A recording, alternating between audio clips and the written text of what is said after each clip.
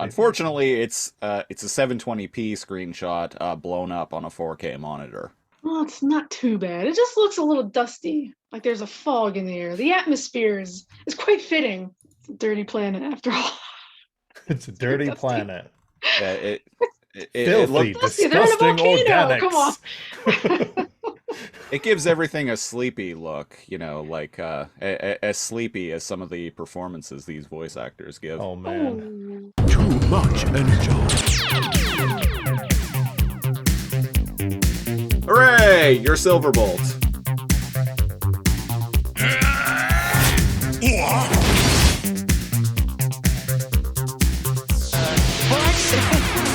These upgrades come with a warranty. Blah blah blah blah. Beast Wars once and for all. Cheetor, what have you done? I am giving this episode no Energon. What Yeah. are you, a Quintesson? This is no Energon. Fuck it. I can't. Sigma balls, Gary. No, not that. Ah!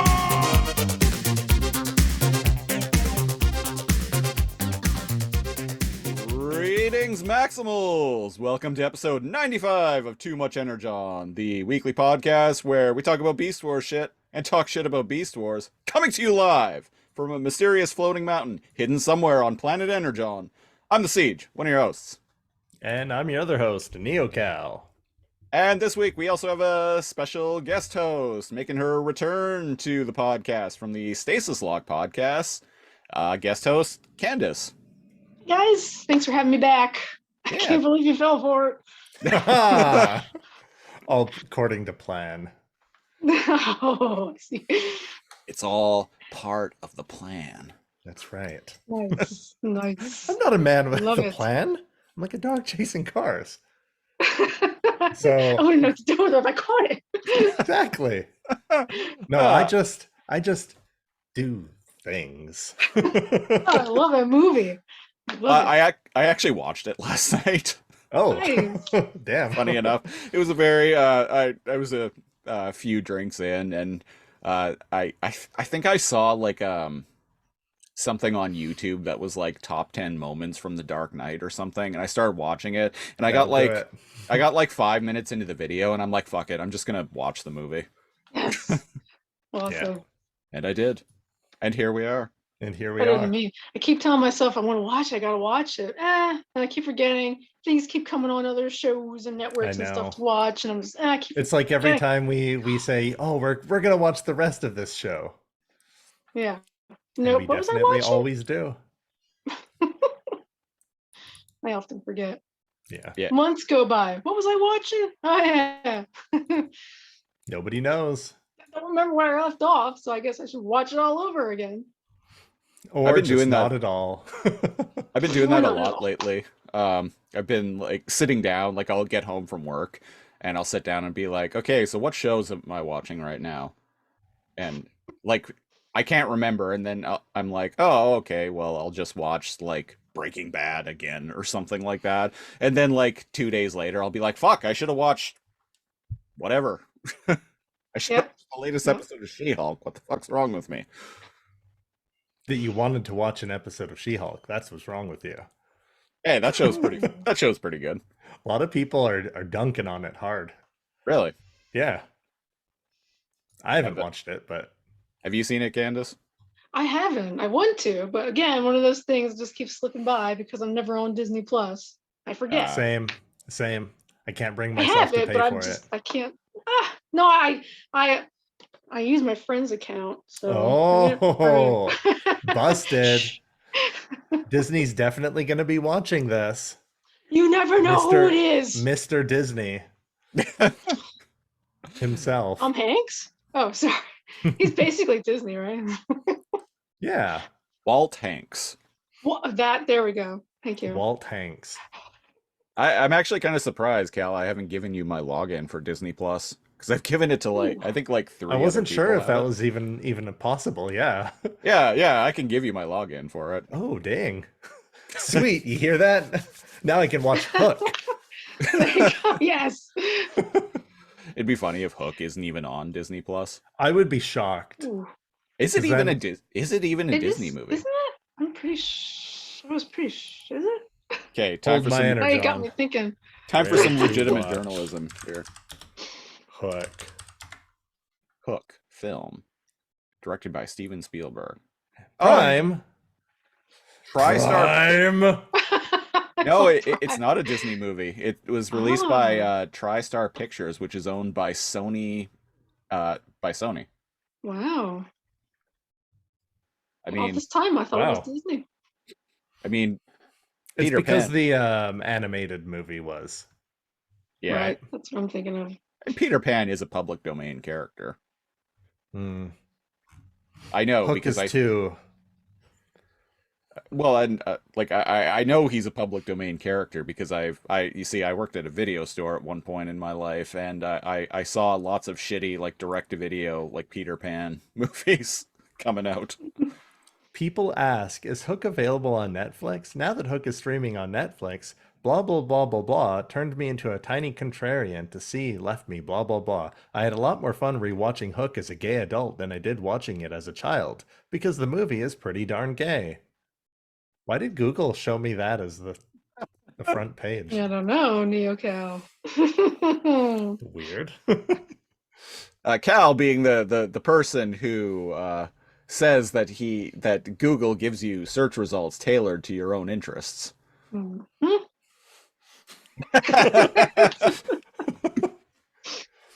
I said that, but then the last time we like checked that, we had the exact answers for something. So Yeah, I yeah, don't even know anymore, man. yeah. We put this to the test recently on it was this podcast or one of the million podcasts that we do. We put that to the test, and we went to Google and Bing. And we both searched the exact same thing and got the exact same results. Which is weird because like 4-ish months prior, we had tested it before and we got like different results.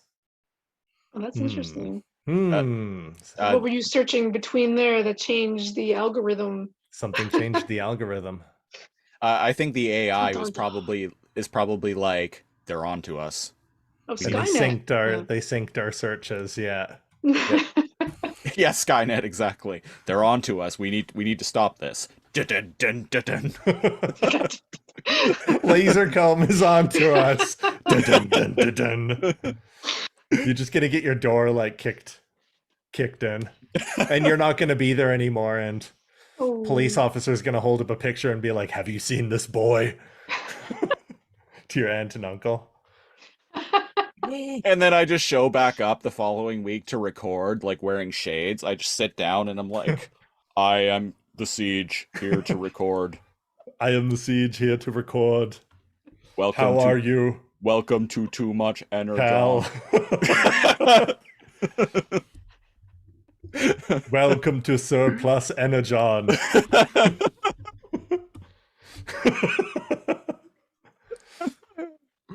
Oh God. Speaking of Energon, That's funny. Candice, you had mentioned to me off air that you were recently at you took a trip. Did I you? did take a trip. I took a long 8-hour flight over to England for my first time ever crossing the pond. And Nice. it happened because there was a Transformers convention going on there called TF Nation. Very nice. And Gary Chalk was one of the guests. So as some of you may know, I tried to sell some of my artwork with him at his table. And I thought, why not give this a shot? I have a lot of friends over there I've never met in person. So I thought it was the perfect opportunity. They're all Transformers fans. So Right. I headed on over there. I flew by myself because I'm a big girl now. That's And, right. But from the airport was like a 2-hour drive or 2 or 3 hour drive over to Birmingham, which is where the convention was for that weekend. And then and it was really fun. We had some whoopsies and we had some big things that went on. Like Gary had a concert he did live with his guitar, and it blew everybody away. I thought it was really, really good. I kept telling him it was amazing. He's like, yeah, it was all right. It was like an hour and a half. I said, Gary, I have the full video. It was 45 minutes. I don't know where you're getting this hour and a half from. It was 45 minutes. Oh, it was? God, I thought I was sitting up there for an hour. It felt longer. Pretty funny. It felt longer because he didn't want to be there. No. Oh, no. Well, it's that common idea that like when you're having fun or you really are enjoying yourself, time flies. I was And gonna then say. when you're not having fun or you're like counting the minutes or whatever, it feels way longer than it is. Yeah. But it could Right. also just be artist time, right? Because That's you're true. singing, you're performing like at the same time. Yeah. It's taxing. It was also very hot. It was hot over there at the time, and humid. So Right. I don't know if you guys don't know it, but England doesn't really have air conditioning. I mean, most hotels do. Most I things think. this high in, like latitude wise, latitude, longitude, North of the equator. there we go. Tend not to. Like a lot of places in Canada outside of like businesses don't really have air conditioning until climate change has made people Yes. come around Well, on I that. was afraid because just a few weeks before, their runways were like melting and their train tracks were buckling under the heat and the sun. I'm like, Wow. what's going to happen when I show? Am I going to be able to land anywhere over there? What's going on? Yes, it was a little. We're gonna fly real low. We're gonna put You're down gonna a whole hop bunch out. of bouncy castles, and we're Tuck it just gonna up. push everybody out. They got those flotation things on the sides of the planes, right? They fold out and you just Oh yeah, hop those on one of inflatable those. slides. Yeah. Yeah. I always wanted this. This sounds morbid, and it is now that I'm about to say it out loud. I always wanted to slide down one of those, but then I thought about the conditions of which you would need to, and maybe I shouldn't. Maybe I shouldn't. Or the Maybe I Hudson River, maybe you shouldn't. Yeah. I just I'm imagine. alive, at least. I just imagine they give people like they give everyone capes and everyone jumps out and does like the Batman wing spread. Yes. But it doesn't slow them down. It just makes them feel cool before they splat on the ground. I have ways of making him talk. Okay, so quick tangent. He's a squealer. The Batman, the latest Batman film wasn't as high on it as a lot of people, but I did like the fact that they made a joke out of that scene and that thing that Batman does in the movie. Because at one point in that movie, Robert Pattinson does the like big like wing spread thing, and he actually like crashes into the side of a bridge and falls. He's like spoilers. I'm trying to remember. He's No, like I'm trying to. He's like trying to like swoop down. He's like jumps and he's like swooping down, and he like goes under like an overpass or something. And instead of like gracefully like say it like gliding underneath of it, he just like crashes into the side of it and falls on the ground. Okay. Yeah, because how would you just be automatically good at something like that? Exactly. Yeah, good point. Batman never makes mistakes. So how was the how did you mention you were like selling art at the convention? How did that go? Oh, I did pretty well. I was surprised. Nice. Of course, a lot of it on his table is my stuff anyway, because I put this together graphically. I put this together, and then there's my artwork in general that people they actually pick it out and they buy it. Hooray! Yeah, it's gotta feel exciting. good. I mean, like Alright. I've seen your art on Instagram, and I've said this to you before, but your art's incredible. Thank you. I'm not sure the black and white pencil work does very, very well because people like the colors. They like things popping on their prints. And mine's it's kind of three-dimensional, but it's also flat. You know what I mean? It's I don't know. In the sense that I don't know. It's when it comes to different. like color shading, because you're shading with pencils and stuff like that. That being said, it doesn't mean that you can't team up with what are they called, an illustrator? Somebody that's specifically not good at line art. Right. That could like digitally or like otherwise you could kind of team up with that. But it also depends on what you jive with. Are you talking about an inker or a colorist? Or an inker, yeah, or sorry, a colorist, yeah. A colorist, yeah. Okay. Mhm. And that that could like work out. But Man, it would you a also be like tracer. if you even want to see your if you even want to Right. see your art like colored by someone else. There was someone who did color one of my pieces, and it looked like something out of the freaking show. He did such a good job. It was really cool. My Oh, nice. Transmetal Tarantulas, really really old drawing that I did way back when. Was that yeah, on so it Instagram? was. That seems familiar. Oh yeah, it might be. Maybe. Yeah, yeah. um, So it was very hot.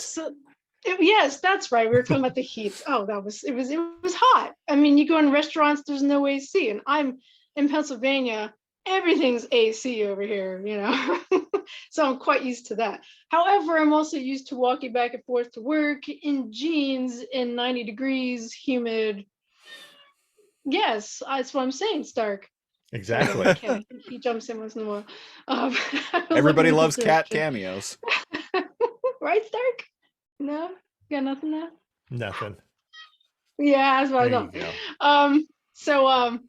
So for me it wasn't too bad, but there was one time when we went to London and we were in the British Museum. I'm gonna embarrass myself right now. Uh-oh. This has never happened to me before. And the British Museum, there was only like one section that was AC. The rest of it was all just heat and humidity. And well, we had water with us, but we're kind of walking around for quite a while, probably longer than I thought we were. And we get down to get some lunch, and I'm eating, and I'm just sitting there, I'm like, wow, I just don't feel good at all. and I'm thinking, well, is this one of those times where if I just go to the bathroom and just regurgitate, I'll feel better? Is this what's going on? So I kind of sat there, I'm like, wow, I really don't feel good. And I was really embarrassed because I was with Gary and his cousin, and they were like, well, what do you want to do? You want to find a bathroom? Like, yeah, I really think I should just in case, I'm going to go find a bathroom. It's so embarrassing. So I went, did my thing. I threw up my entire lunch, but I felt better. And I started to think maybe it was heat exhaustion, because I was not sick at all. I didn't have a virus. I didn't have COVID. It was just one of these one-time things where I was just really, really nauseous. And once I did that, felt better and came back down, drank a Heat little bit exhaustion of water. can do that. Yeah, exactly. It causes nausea and Yeah, it's very. It's if you haven't had it before too, it's not obvious. I've only had it No. once or twice, and only in hindsight was I like, oh, okay, that must have been what it was. So that's how I felt too. I wasn't feeling sick like a stomach flu. It was just maybe I ate too much all of a sudden and my body wasn't adjusting or whatever. I don't know, but after that, I was like, okay, let's go. What else are we gonna go see? I was fine. And the rest of the day, I had something later on for dinner, totally fine. So thank goodness it wasn't anything like Candice this. 1, England 0. Yes. So this was during that heat wave that was going on in England that I was hearing about, because I know quite a few people in the UK. We actually, in our neck of the woods, Vancouver Island, British Columbia, we were going through a heat wave at the exact same time. In fact, this summer has pretty much just been one long heat wave, and our temperatures were around what they were in England at the exact same time, which is really bizarre, but around like 100 degrees Fahrenheit. Mm-hmm. Yeah, it's same here in Pennsylvania. It was basically the same. I was hoping to go over there to get some relief, but it was the same damn temperatures and humidity, and you're sweating the whole time you're walking around. Jeez. Ugh. And I should be used to it because I lived here in Pennsylvania my whole life, and that's what every summer is now. Actually, it's getting worse, I think. This August we just had was above average temperatures almost every day. Yep. 90s to 100 degrees, sunny, no rain. It was awful. It's better now a little bit. Yeah, I've gone on record saying that I think the world's coming to an end, so. Oh, so dramatic. So dramatic. The moon is just going to convert into a planet buster and start superheating all of the Energon deposits. That's what's going on. It's going on a lot more subtly than it did in 4 million years ago. And they're gonna launch a pod at it. There's gonna be a gorilla inside. Gary himself is gonna jump into a stasis pod and fly. Terrible. No, it's gonna be the ghost of Harambe. Remember that Aw, dead meme? too soon. And he's gonna bang on the glass and yell Megatron. I If remember only. people were doing in Victoria. I was living in Victoria at the time. I remember people were all around downtown were doing Harambe graffiti. Like even Oh. at like I never liked that meme, man. I'm no, sorry. no, I didn't. I didn't either. But like people were doing it even like a couple of years after that meme had died. And It I'm took like, forever to die. I'm like, please just stop. yeah. I don't want genitals out for any gorilla. What? I didn't even know what you guys were talking about. Thank God. Yeah, that We'll just Yeah, leave it at that. we'll just leave it at that. Yeah, it's stupid and crude and gross. Yeah. Um, But back to I'm more. so glad that you have no idea what we're talking about. No. Yeah, me No. too. Back to more wholesomeness though. So how was the convention otherwise? Oh, it was great. Everybody was so friendly. And what's really neat is over there, because England is surrounded by so many different countries. Over here you have America, Canada, sorry, North America, and you have South America. That's it. There's not much difference between accents, and I mean a little bit like regional and stuff. But over there, it's like whole different countries surrounding England. So you have like fans from Germany and Turkey and Italy, Russia, all these fans coming over for this convention. So it was really cool to sit there with Gary and hear all these accents and different languages. English is more widespread there, so you get a huge Yeah. gambit in England. It was really cool. Or anywhere in Europe, you get a huge gambit of, especially for conventions that aren't that commonplace, I imagine. Because it's like, what? Like you came from Canada, which is way bigger trip than literally anywhere in Europe to Right. England. Right. Right? Like people forget, like traveling across Europe is like a train ride. It It's is. like a 2-day. Yeah. Yeah, like the countries are actually really small. And you get Yeah. used to Canada or America where it takes like a week or more of a road trip to drive Right. across Just that. one- But like you can yep. drive from like one end to the other in days in Europe, right? And Yeah, it's yeah, I really guess cool. that is an interesting observation that because all the countries are packed so tightly, the accents are still like so varied. Whereas like Oh, you have yeah. to drive like hundreds of miles in America, or it feels like thousands in Canada before you hit a different accent. But even in Canada, I can poke a hole in that because there is an accent that is very specific to rural South Nanaimo. Very, very specific. Oh, there is. And I didn't really take notice of it until I moved back up here from Victoria. Oh. And I'm now working. I'm not living in Nanaimo at the moment. I'm about to. I'm moving again soon, ladies and gentlemen. Yeah, so what you're saying is they're but sounding I pretty work, funny. but I work in I work in South Nanaimo, and there is a very specific accent to that area. Well, let's hear it. Let's see if I can do it. I can't really do it, but Can you it's describe the ruckus? it's a lot of people like inserting the word fucking into I sentences. kind of know what you mean, because I mean where we met was South Nanaimo. Well, not that South Nanaimo, but where we worked, we got a lot of that. It's basically like a South Nanaimo redneck accent. Yeah. But I've only ever encountered it there. Interesting. Yeah. It's I know this is terrible for an audio based show that I can't really like actually do it myself, but rest assured, go to the Cedar accent specifically. Rest assured, never go there. Rest assured, never go there because you're not missing anything. But speaking of not missing anything, this is episode 95 of Too Much Energon, and this week we are talking about Transformers: War for Cybertron Kingdom, episode 1. It originally, along with the entire season, originally released on Netflix on July 29th, 2021, which we actually recorded episode 50 of Too Much Energon on that day. Because I remember we had Dan from the What the Famicom podcast on that episode, also from Pennsylvania. Interestingly Everyone's enough. from Pennsylvania. We actually have a lot of listeners and friends of the show who are from PA. It's actually kind of strange. Yeah, it keeps coming up.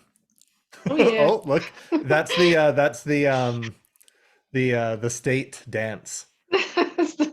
that's our It's three that's our raise the wave. roofs, and then it's a wave. It's Welcome, actually PA. it's actually becoming because of this and the other shows that we do, like having like a really high number of listeners from Pennsylvania. It seems I'm actually getting to a point where I'm starting to recognize the accent. Like there have been a couple instances where I've heard someone speak and been like, are they from Pennsylvania? And then lo and behold, and then I'll ask, and then lo and behold, yes they are, or I'll look them up or whatever. Really? Yeah, it's But that's something else we got over there in England a lot was, hey, your accent, you sound like you're from Canada. I mean, not me, because Gary's from Canada. I'm from Pennsylvania in the United States. So, of course, they didn't really guess mine, but his, yeah. I was like, really? You can pick out his? I don't think he has an accent to me. He must, though, if other people recognize Canada. next. He doesn't say a lot, but. This is completely unrelated to anything, but next time you talk to Gary, tell him I loved him in the Nick Fury Agent of S.H.I.E.L.D. movie starring David Hasselhoff. Yes. He was dumb Duggan. Yeah, in I that movie. remember that, bro. It was we did this, and David Hasselhoff was a really nice guy, blah blah blah, and he'll go on and on about it. Hey, Gary, I just wanted to say that so and so said like to me that. Well, Jesus Christ. Also as Colonel Chekhov in Stargate. Oh yeah, yes. Always. Yeah, that was someone came up to his table and said, hey, I'm a really big fan of Stargate. I loved your Colonel Chekhov character, blah blah blah. And she was just about to walk away, and I'm like, Gary, do the Chekhov for her. What the hell? Just sit there and they'll make chit chat, do the voice for her, So Right. Dance, monkey. Russian. Dance. That's what he said to someone else. He's like, I'm the boss monkey, but she's the boss. I thought that was really funny. That's funny. He called himself the boss monkey. Uh, Yeah. Anyway, but yeah, I suspect. But if you hear somebody from Philadelphia, I know they have an accent. Probably on the western side of Pennsylvania, there's an accent over there. But if I have anything, it's probably more close to Jersey or a Pennsylvania Dutch kind of thing. Hmm. I don't know. My sister says a lot of words like dog and talk, sauce. So we make fun of her a lot. I don't say it like it's sauce, not sauce. It's sauce. It's not dog, it's dog. Yeah, it's not dog, it's dog. It's not sauce, it's source. Cheers. Why are you saying it like that? I don't know. I talk. That's just the way I speak, damn it. Speaking of, well, actually, not a smooth segue at all. Actually, yeah. Sorry, yeah, we were Voices, accents in general. We have some special characters introduced this episode. So the episode opens picking up right where War for Cybertron Earthrise left off. The Nemesis and the Ark are crashing into an atmosphere of the planet that we know and love as Planet Energon. And something weird is going on in this scene. So we see a pretty great shot of the Nemesis like crashing, like going down, like crashing into Earth's atmosphere. Inside, Megatron, G1 Megatron, is holding on to something. He's holding on to something, I don't know what it is, but he looks like he's dangling, like he's holding on, like he's gonna fall if he lets go. But then right beneath him, we see like Starscream and Soundwave and whatnot are in free fall. Like they're just floating. They're floating. He's just probably stabilizing himself. But he was swinging around like like he was gravity dangling. was pulling him down. Yeah. Oh. Maybe the gravitational dampeners are on the fritz. I don't know. It's just it There are 1,000 tiny little things that upon review you go, wait a second, that doesn't make sense. That don't ever matter on They War always for matter. Cybertron. Well, that's why we have this show. But they ultimately don't really affect the the entirety of the episode, except when they're just like weird or like they actually contradict itself. I don't think this. Well, I'll have more to say about some stuff about that later. a film critic I'm a big fan of has said, and I'm going to paraphrase this, but he has said that when people start nitpicking a thing, especially like even like especially on like first or second glance, they start nitpicking a thing, it's because the story isn't compelling enough. It's not doing its job at being compelling enough to distract you away from like little minor issues. Yeah, because if the story is compelling enough, or the dialogue or the action or whatever is interesting enough, people don't care. Yeah, you don't pay attention to it. But if you start like nitpicking little details like I am with this, then I didn't even notice that. Yeah. Then we got a problem. First of many, maybe. The first of many. I tried to put aside my nostalgia hat and my judgment hat and watch it very neutrally. That being said, I still have many things to say. Many things to say. So yeah, the ships crash land. Bumblebee makes the observation. He's like, "Oh, this must be one of them organic planets." He kind of says with like the bit of disgust in his voice. Yeah. Oh, an entire planet filled with nothing but filthy organics. Whoops, that's a Megatron in the future there. Not this Megatron though. Oh. So ladies and gentlemen, we like this is kind of beating a dead horse, but we are going to be kind of picking apart. Well, what do we do on this show? We're going to be we talk about Beast Wars shit, and we talk shit about Beast Wars. we talk shit about Beast and Wars. we joyfully do. I think the things I like the most when I'm listening to podcasts or shows or whatever is somebody just fucking destroying something I really like. Because I'm like, right?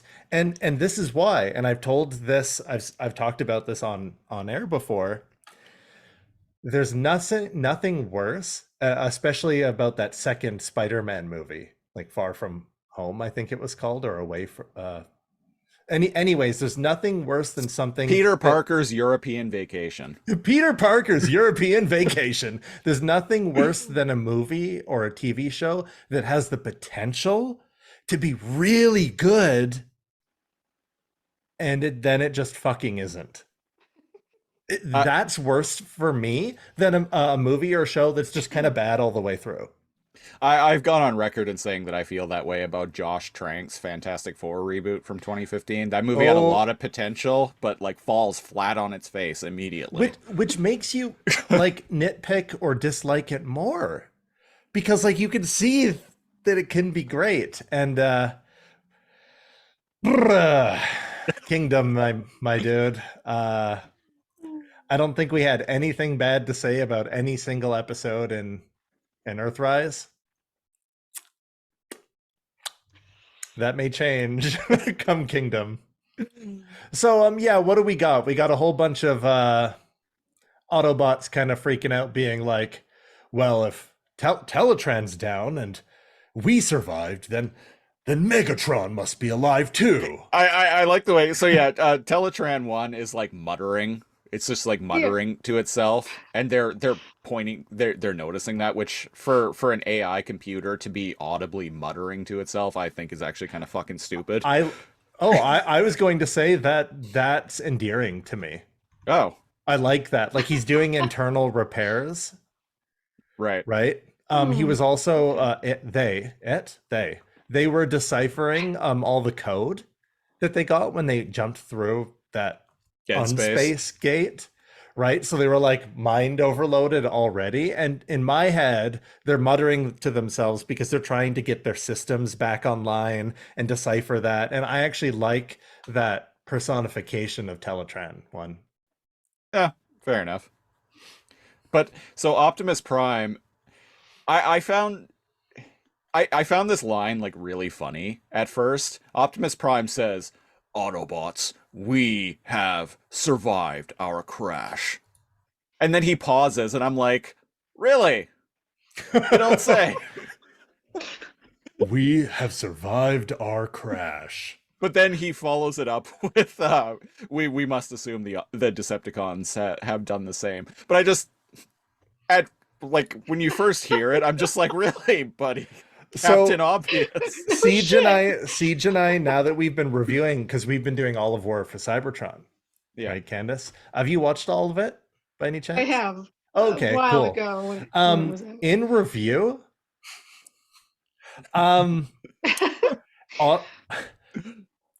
Optimus Prime is kind of like Captain Obvious Prime.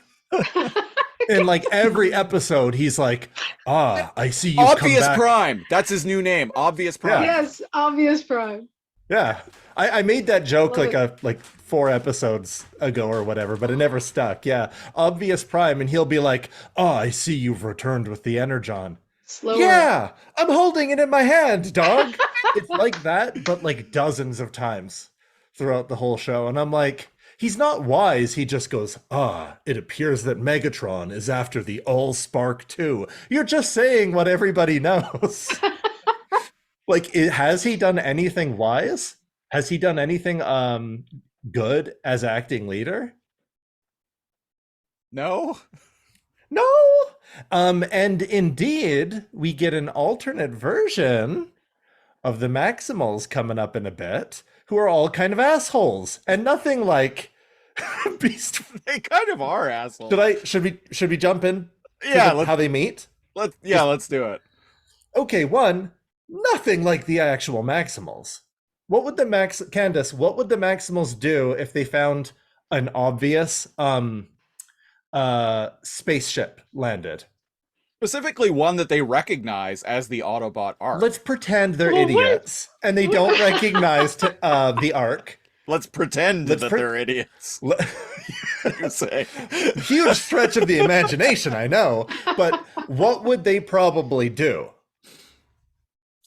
Well, I would think they would maybe try to communicate or investigate from the outside. They wouldn't like infiltrate it. Air Razor would probably fly overhead, or they'd send Rat Trap or Tigertron to do recon, right? Yes. And then upon discovery that they're a sentient life, they wouldn't just attack them. When have they ever done that? They'd always they try to communicate. Always. Yeah, I was gonna say Gary would immediately just be like, Gary Primal would be like, we need to establish contact. They could be friends. Always, 100% of the time. Even when it's obvious, something sketchy, yeah. Primal will always try to be peaceful first. Yes. Cautious, but like peaceful. And I was thinking that, I was just watching it again, just to refresh my memories. I can't believe I watched it again. But, and then Primal saying, basically, I thought you were like Nemesis Prime or whatever the hell he was talking about. Like, okay, so maybe they thought they were bad guys, but still, I don't think they would react like they wouldn't like automatically attack. What if they're wrong? Somebody would be like, that's very. And then the Predacons have the opposite. We'll get into that later, but they act the opposite way than they actually would. The Predacons would bust in, beast mode, start effing shit up. And then talk things out like maybe, but it was maybe interrogate. So, anyways, we've been calling Optimus Primal Gary. It wasn't before we had you on the. At some point, we just started calling him Gary. I coined the term Gary Primal when I was writing up the description for when we reviewed that Japanese Beast Wars movie, where the Optimus Primal like shows up and helps Lio Convoy. Oh, yeah. So when I was writing the description for that episode, I wrote Optimus Lion. I called Lio Convoy Optimus Lion, and I was like, what can I was like, okay, so I made up a dumb name for Lio Convoy, an even dumber name than Lio Convoy. I'm like, what? So Optimus Lion, what can I call Optimus Primal? And I'm like, Gary Primal. And since then, like we've been calling Optimus Primal Gary Primal. And then when we started War for Cybertron, we just called Optimus Prime Gary. Like he's just been Gary the entire time, even though it's not Primal. But now we're at an awkward position because so I looked up we have the real Gary Primal. So this Optimus Primal in this show is voiced by a guy named Justin Luther. So I'm gonna call him Justin now from now on. They didn't say maximize. They didn't say maximize. And they make that classic like G1 Transformers sound when they transform, which I don't like. They couldn't like make They're up supposed to their own, go so, you know, and like. remember how in Beast Wars each one had like a noise, an animalistic noise they made, and like yeah, they had their that own animal transformation sound. Yes. Yeah, each character had a different couldn't- sound when they they wouldn't even transformed. have to be on the Dinobot's iconic sound with the. They wouldn't even have to be on the screen, and you could hear him in the background transforming. you. You know who it was. Like, But oh, they that's just gave Dinobot. them. Thank Oh, you. here We're comes all red Pterosaur, together. whatever. Right? They gave them That show was G1. amazing. They gave them G1 Yeah. transformation Why? sounds, but they're not Autobots. Yeah. No. They're new. Also, they should have they're- new sound. They're in scale with the G1 Transformers, which I Yes, don't like. Okay, It's so- like, okay, so we have like a cheetah that's the size of a fucking semi-truck? Like, really? And also, one thing that they noticed is, and they did kind of scout them out at first, but not really. They're like, hey, I'm picking something up on the sensors. And they look out, and there's a cheetah there. But it's an organic planet. And as we recall, when they're in beast mode, they cannot be detected as machine Correct. life forms. So Correct. why would they think biological life like a cheetah is out of place? They wouldn't. They just go, oh, it's the wildlife. But instead they see a cheetah and they're like, oh, check it out. Oh, see where he's going. Hey, he's leaving. And I'm like, but what Who if is it's he? just a cheetah? To be Maybe fair, it's a female though, cheetah. if they've never been on an organic planet before, they could see They'd probably like, freak out at they everything. wouldn't know what that thing is. Like True. as far as they Fair. like that thing could be like the most dominant life form on the planet and could be like hyper intelligent. Like Yeah, cheetah civilization. Exactly, yeah, planet of the cheetahs. Oh God. Tara. Only one of these beasts will the planet take over. And that's Prime. Planet of the Primes. So some things aside, I'm going to give the episode and Kingdom in general some of a pass. Not a pass for everything, but some of a pass because the timeline's been changed. So Right. let's get all of those problem Okay. things out of the bag. One, they're supposed to be way smaller than G1. Yeah, as I Right? mentioned, they're in this show, they're in scale, which I don't like. So the timeline happened and they never, let's just assume we know it's because they need to sell toys and they need to interact with each other. If Primal was the size, like Justin is what you're calling him. Yeah. If Justin Primal. if Primal could fit in Justin's hand, obvious Prime's hand, that wouldn't like really work. They wouldn't be as powerful, right? Right. And it's an alternate timeline where these Maximals, they still all found the same forms, but they're all assholes. Yep. So these Maximals, their first maneuver is they just straight up attack the Autobots. But One like by one. kind of in animal form as they're just like hanging out in the dark places and they've got red eyes, ooh, and they're scary and they're like the bad guys. And I'm like, well, yeah, I mean, a lot of them did have like red eyes, but it's weird when you see Rhinox run in and he's got like red eyes and it's like, and he's like trying to fight them. And I'm like, Rhinox wouldn't fucking do that. What's going on? And they're fighting each other and like Tigatron is like wrestling with like RC Yeah. and Yeah. I'm like, what? Yeah. What? Mm-mm. Yeah, I was Rhinox would come barreling in and be like, "All right, guys, who wants a beer?" On Or- me. or a bowl Here's of to new beans. friends. Or a bowl of beans. With a wild bean vine we got growing out front.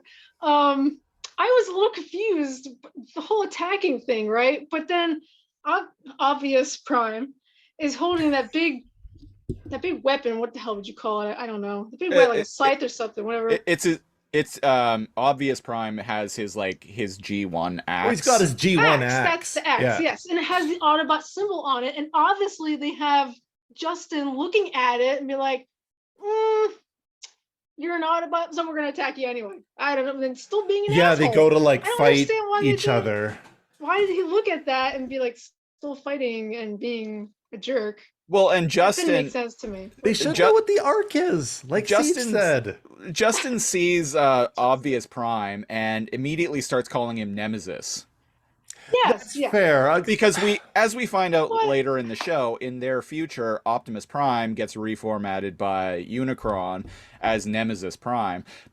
And that makes sense because Obvious Prime during War for Cybertron is a terrible It goes leader. back and forth, but like almost worse than Megatron. Yeah. It's just like, well, one commits genocide, but the other like destroys the core energy of a planet. And indeed, he's like, hey, if you're from the past, they're like, well, whatever, and you're a good guy, and you're actually a Prime. Did you take the Allspark? And Obvious Prime's like, okay, the thing I had to, bro. Okay, whoa now. Let me explain. Okay. So here's one thing what I want to point out about this scene too is Justin is calling Obvious Prime Nemesis, and Obvious Prime himself is like, "What? You mean the Decepticon ship?" Yeah. Here's the thing. If a character within the show is confused about the naming conventions going on, maybe you should use a different name. If a character in the show is confused about what another character is talking about when they say the word Nemesis, I think that's kind of indicative of a problem.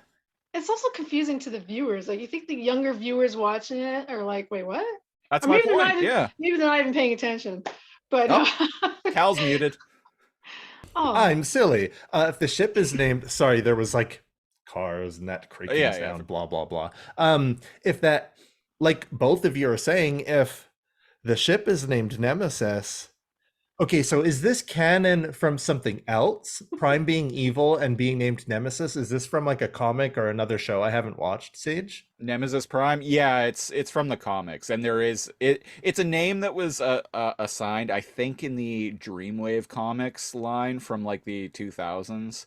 But they assigned changed to basically his name onto the black redeco of Optimus Prime, Yeah. Scourge, as he was originally known as in like Robots in Disguise. So couldn't they either have called him Scourge or something other than Nemesis? And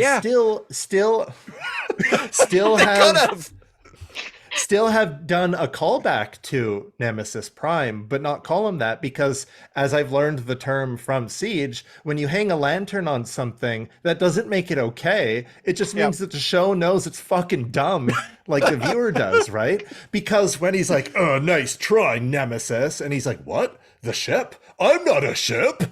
And I'm like, I'm a truck. sure. I'm a truck.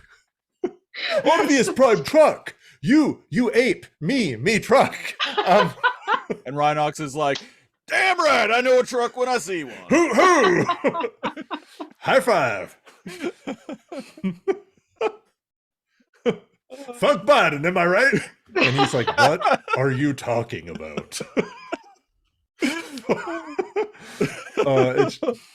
Thank you. So obvious all three of us thought it was dumb. And here's the thing. I like the War for Cybertron. And you're going to hear this from me, and Candice will be free of this because you don't have to watch the rest of it with us. It's so rushed. It's can we just like chill and like meet the characters and hang out? Like, for instance, Rhinox. Have Rhinox hang out with who's the scientist guy with when he talks the sides bleed up? Rhinox and Wheeljack together would be kind of cool. Mm-hmm. Yeah. Right? They could repair on things. They could talk like science stuff. Right? Share a beer. Like you get Rat Trap with Maybe not. Oh, well, maybe it'd be good for Bumblebee. Get Rat Trap or like Cheetor with like like show some interactions, but because it's like, oh god, there's 30 characters, go. There's no room to breathe. There's And no we only got character 5 development fucking features. episodes to breathe, Yep. and spoilers, it fucking doesn't. What I think would have been an interesting idea is if they had taken like the Marvel approach with this. Make another show with the Beast Wars, the Maximals and Predacons, and then have them cross over in another series with the Autobots and Decepticons. So we get time to develop the Maximals and Predacons as we've been developing the Autobots and Decepticons for the past 2 seasons. Yeah, But and we that's did what's that with sad if there was Beast a Wars. separate exactly. Yeah. But I mean, if they wanted all to that do a matters. new thing, if they wanted to do a new thing and give it room to grow, have that separate series with the Maximals and the Predacons in this alternate universe. Right. Yeah. And they could do their own show, and the voices could grow on me or whatever, and they could do their own thing and like just take their time. But instead, it's just kind of like, oh, hey, do you want to have a sleepover? Yeah, bring all your toys and I'll bring all mine. And so you have kids with 30 toys trying to like tell a story and just mash them together. And then they give up and they just like grab both their arms and like slam them across the table. And, now fight. Yeah. One of the kids hurts themselves and they have to call their mom to go home. It's They start missing pieces. Heads are coming off. and exactly, arms and hands and shit. Swords are missing. somebody stole Guns. somebody else's like swords Yeah. and little pieces are missing. Where's Cheetor's tail? Oh, that always falls off. Tail Cheetor, what slash have you done? axe. What have you done? Okay, so Yes, Very because rushed, we're gonna yeah. talk about it, it's gonna come the up. voices. Okay, I'm gonna preface this by Hey. saying I don't hate. I actually think a few of the voice actors do a really good job in this show. There's some in particular I'm going to call out. Well, Exactly. I actually think Justin does like he's doing his own thing with Optimus Primal. I think he does fine. It's okay. It's not what it doesn't sound proud to me. It sounds whiny. Uh, I don't, the guy who does the voice of Starscream, I can't remember what his name is, also does Rat Trap. His Rat Trap's fine. Rat Trap is Frank. fine. It's Frank, right? Yeah. It's fine. Yeah. Who is Rat Trap voiced by? Yeah, Frank. Totoro? Yep. Frank Todaro. Yeah. Yeah. He does a fine Rat Trap. Jean Carr does the voice of Black Arachnia. She's great. Oh. Yeah. Yeah, she is great. No, I like she her is Black she is Arachnia. great, like top tier. Rapper Chris Calico does Dinobot, and again, he does his own. He's not doing Beast Wars Dinobot. He's doing his own thing with it. I think he does a really good job.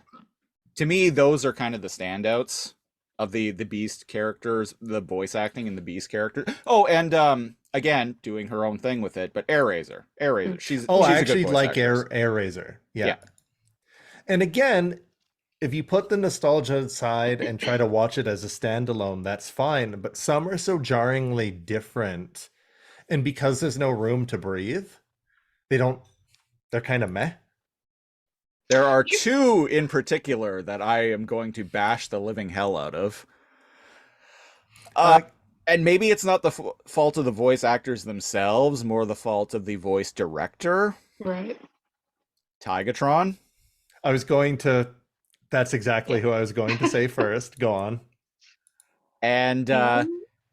it is you! Yes! Lord Megatron! I fucking hate. Thank you. I was going to say Tigatron is one thing. Tigatron's is meh. The thing that absolutely ruins all of this for me, nothing more. If I could only change one thing, and that's saying a lot. Why is Megatron a sniveling fucking whiny sycophant? Right? You did a That's hilarious. how you really feel. Yes, Lord Megatron. Megatron home. Megatron home. There's a later episode in this series that it stuck out in me, and I haven't watched these until today. I haven't watched these in over a year now. There's one bit in one of the later episodes where G1 Megatron gets shot, and Beast Wars Megatron, quite literally, and he does it exactly like this, he's like, "No, Megatron!" And he like goes to him and like puts his arms around him. I'm like, the actual fuck. It's like when they're trying to get to the place, I think it's episode 4. It's where they're trying to get to the place where the Allspark is, the like mega dome or whatever it's being kept in. Madison. Oh, the other Megadome, right? The other mega dome. The filthy organic Megadome.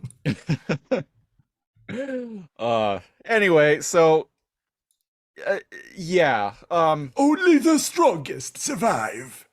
And I'm like, what? But that doesn't even sound like, let's say you've never watched Beast Wars and you're doing this character, which one, you're fuck you, but two, like, I mean, at least it's like the joke that Siege and I like make. You were like, oh, you watched the episode for coming on Too Much Energon, right? You did the one thing that is mandatory to do a review show. You would think that would be an obvious thing, right?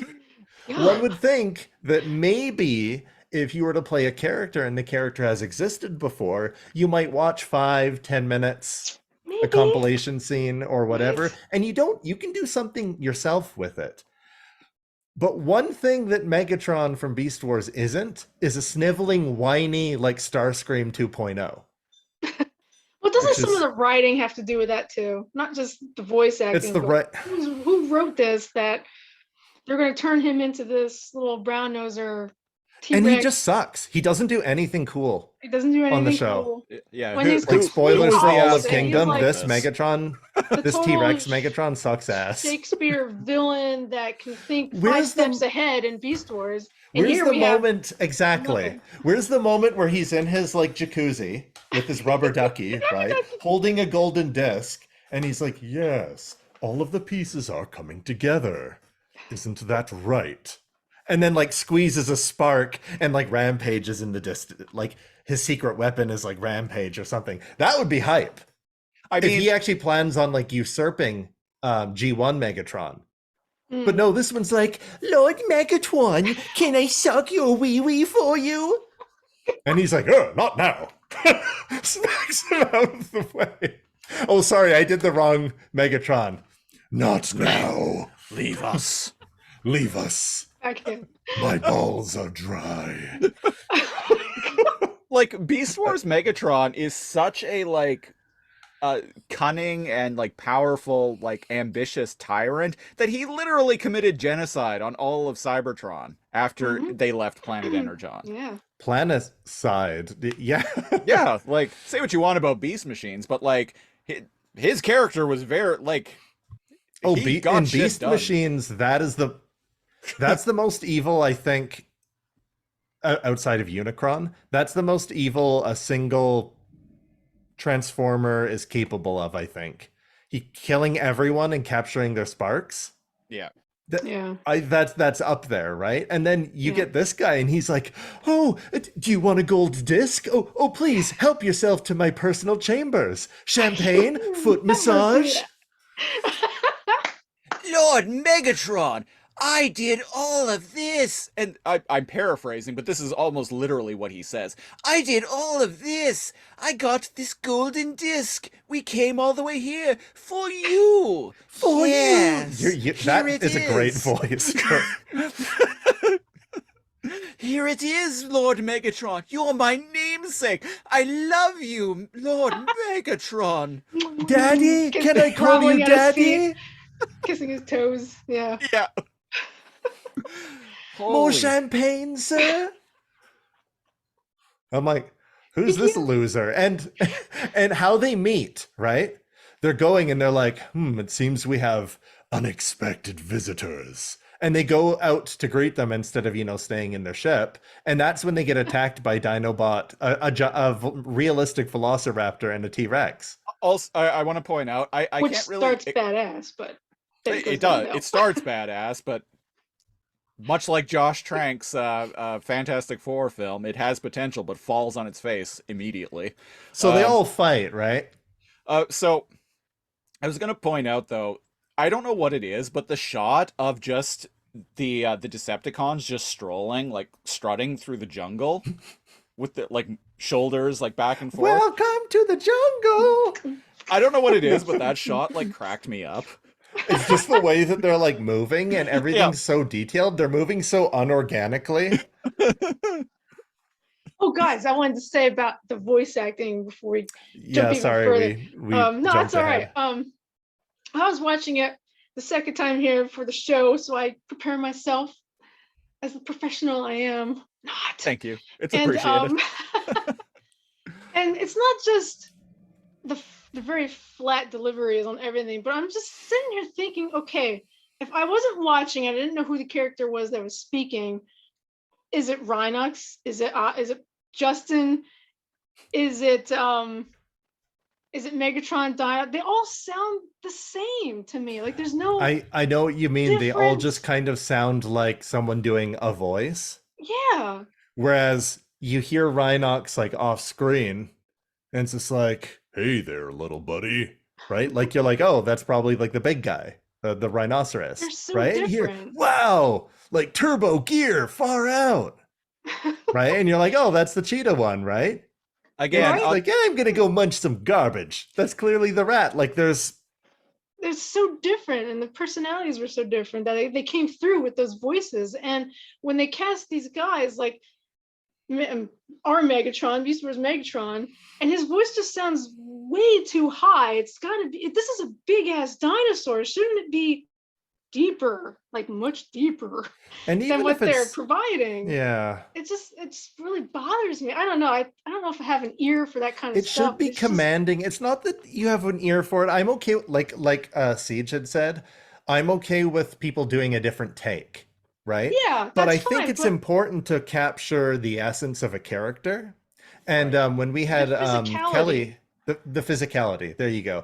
And when we had Kelly on the show from Dork Tales, he had said, it's been so long since I came here. I thought that Megatron was going to sound like this. But he's actually like, yes. And he has a higher voice than I remember. And that's remembering things differently as a kid. But that goes to show that it's the feeling of the voice that he remembered, the impact of the voice that he remembered, rather than how high or like low, right? Like Dinobot, regardless if it's high or low, you can deliver that to a degree. Why is the voice actor escaping me? Scott McNeil. McNeil, thank you. You don't have to talk like this the entire time. That hurts people's throats. But adding a snarl in there and the kind of like the way he always kind of like sighs to himself here or there, throw it in there. It adds that character arc with the begrudging like anti-hero turned hero kind of thing. And even with the voice acting that is good, it's the lines that are written. It's the delivery, and they don't have room to they don't have time. So I don't even really hold it against them. It's just like boom, Tigatron, boom, Rhinox, boom, Cheetor, and then you're like, did Cheetor even say anything? Like I can't remember because he did. He had like I one think he line. did. Yeah. And they were like, we've been here wait, no, that's what Obvious Prime sounds like. What does Justin Prime sound like? Primal sound like in this?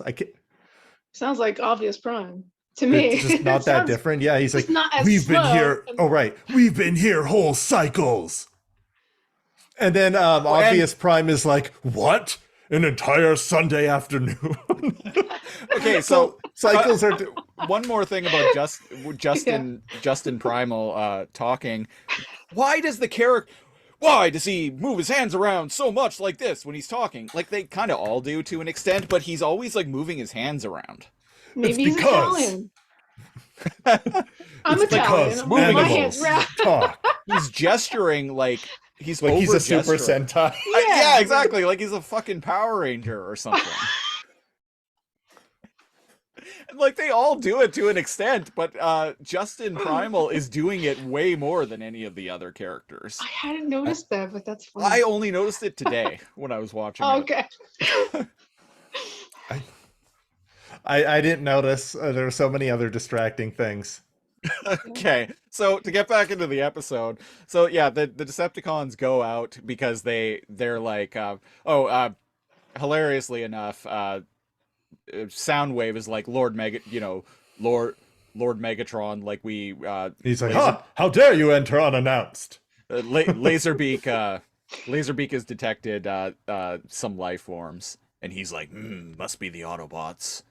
And he's like, oh, actually, no, it's not. And Starscream is like, send me out, Megatron. I will figure out who they are. I can fly. And he's like, no, go back to your room. So then they all go and like are strutting outside. And then they go and strut. I don't know why that shot. They get attacked by a realistic Velociraptor and a T-Rex. Well, but just before that, we get the very like Jurassic Park type thing where like straight up like homaging Jurassic Park, which makes sense because like Jurassic Park had an obvious influence on Beast Wars. It came out 3 years later. We got a T-Rex. We got a Velociraptor that looks very much like a raptor in Jurassic Park. No. Realistic Velociraptor. A realistic Velociraptor, as the TF Wiki hilariously refers to Dinobot as. And then with a link to the Wikipedia article for Jurassic Park. But we get a Utah Raptors. Utah Raptors. We get a homage to Jurassic Park with like a shot of a puddle on the ground, and we just hear like boom, boom, boom, and the water like ripples. Again, it's straight up from Jurassic Park. Yeah, that's true. I like that. It's cool. And you think a rad battle's gonna come up, especially when a big giant fucking Tyrannosaurus like shows up and is like roar. And they're all about. I like his coloration. Yeah. I like the. They could have done it brighter. I like how these characters all look. Yes, I like how they all look. I like how they all look, and I really like those Kingdom versions of the updates of the Autobot, the newer toys of the Autobot, or Maximals and Predacons. Yeah, and so they get charged. They get charged by these two dinosaurs, these carnivorous dinosaurs, and much like the Maximals who just attacked without asking questions first, there's an awesome battle that happens here, right? Right? No. So the Decepticons are about to shoot, and Megatron's just like, hold. And then they stop and they go, Lord, you do the voice so much better than I do. Yeah, like so this big Tyrannosaurus like roars and whatnot. It is you. It is you, Lord Megatron, my namesake. Yes. And I'm like, who's this fucking guy? Is this a different? Is this a bigger like dinosaur character? No, that's Decepticon Megatron. Is this like a redeco of Beast Wars Megatron or something?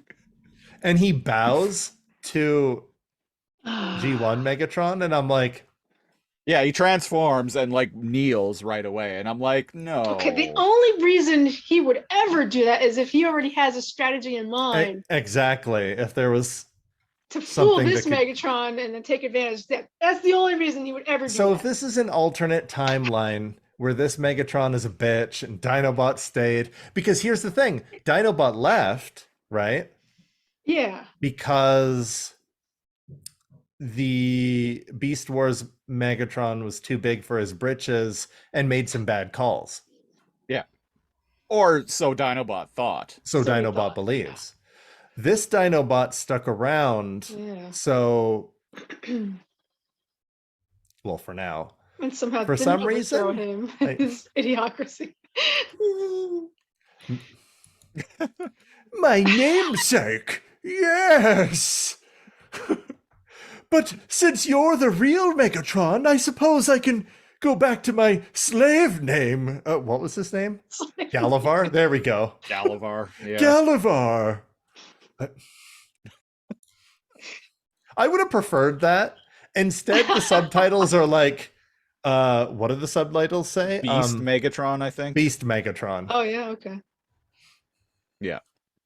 So he kneels before Zod, and he kneels before Zod, and Air Razor is like flying overhead in beast mode, and she like sees all this going down, and she radios Tigatron, who again can't stand the way Tigatron sounds in this show. Like, yeah. So she radios Tigatron and is like, "Oh, we got some shit going down. Basically, the two Megatrons meet. Megatron dose. Even if I try to put aside, Tigatron's my favorite, Maximal, right? Even if I put aside all of that and I don't picture the amazing voice acting of Tigatron and Beast Wars. Mad props to Blue Man Kuma, Yes. who voiced him originally. And I take this as a standalone. I just still don't jive with it. Again, this seems like a voice actor who probably was not familiar with the original show at all and was told, "Hey, you're voicing a tiger." And he's like, "Okay, I'm gonna give a performance. I got it. I'm gonna like be cat-like in my performance." To what you were what you guys were saying earlier about the voice acting in the old show versus the new show, I think it can be best summarized and like how distinct they were before in Beast Wars versus this show. I think with Beast Wars, and again, this could be to what you were saying, Cal, like because they had much more time to develop, to like grow into the roles, they felt like actors portraying characters, whereas a lot of the performances given in this show feel like actors reading lines. Mm-hmm. Yeah. It's just the way Tigatron speaks quickly, right? Like he's right, like the way he speaks, he's like, "Optimus, I've received a transmission from Air Razor." And I'm like, that sounds like a Decepticon, not a. He kind of has a voice like this. Yeah. Yeah. Yeah. Air Razor's detected Megatron, and I'm just like, he has a bit of a hiss in his voice, and like his pitch is kind of high. And he speaks quickly. That's why I said frantically, like he's like nervous, and I'm like, no, the last one to be nervous is Tigatron. That's why I said the voice actor was probably just told, "Hey, you're voicing you're told be a cat." You've got like 10 lines over these 5 episodes. Be a cat. Right. It's a living. I guess it's too much of our nostalgia seeping in to the show. I try just, not to sell toys, guys. It's just selling toys. Well, that's the thing. We always try to humble. We were spoiled with that. We try to humble ourselves by being like, okay, we understand that we are being super scrutinous of a cartoon that's meant to sell toys. Right. But that's also what the entirety of our show is about. So you have to make peace with that. Yeah. Like, that's what our show is about.